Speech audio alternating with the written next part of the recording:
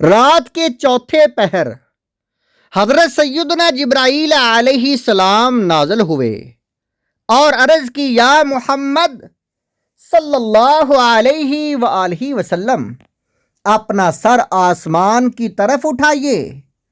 آپ نے اپنا سر آسمان کی طرف اٹھایا تو دیکھا کہ رحمت کے دروازے کھلے ہوئے ہیں اور ہر دروازے پر ایک فرشتہ آواز دے رہا ہے۔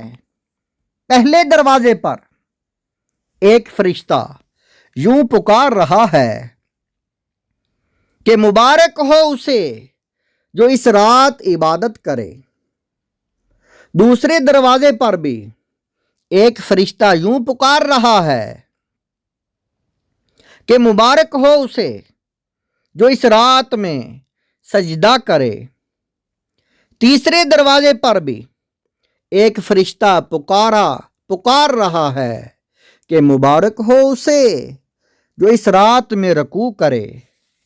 چوتھے دروازے پر بھی ایک فرشتہ صدا لگا رہا ہے کہ مبارک ہو اسے جو اس رات میں اپنے رب کریم سے دعا مانگے۔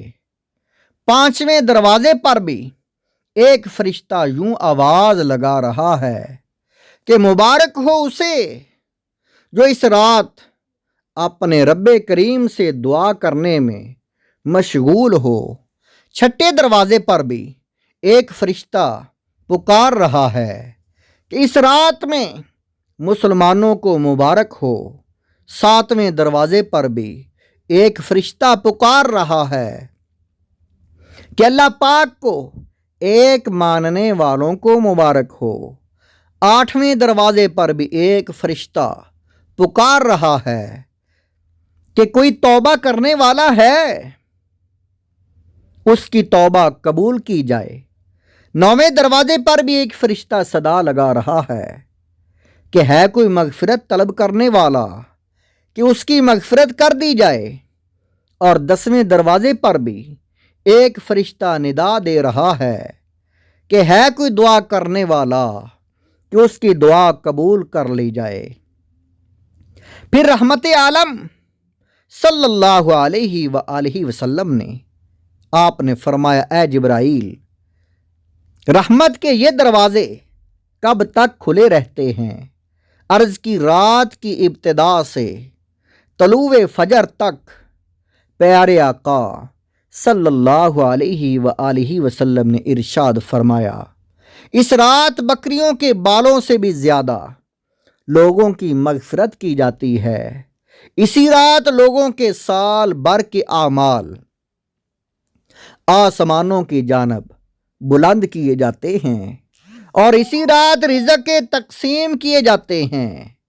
یہ حدیث روایت تاریخ ابن عساکر جلد نمبر 51 اور صفحہ نمبر 72 اور 73 پر موجود ہے۔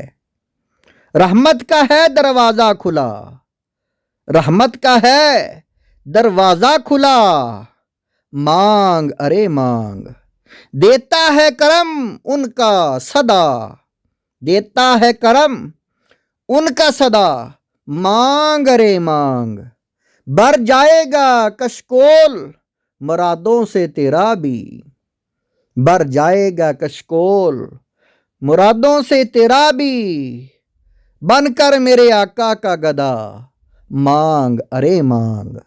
سرکار سے سرکار کو، سرکار سے سرکار کو مانگوں گا نیازی، سرکار نے جس وقت کہا مانگ ارے مانگ۔ صلو علی الحبیب صلی اللہ علی محمد۔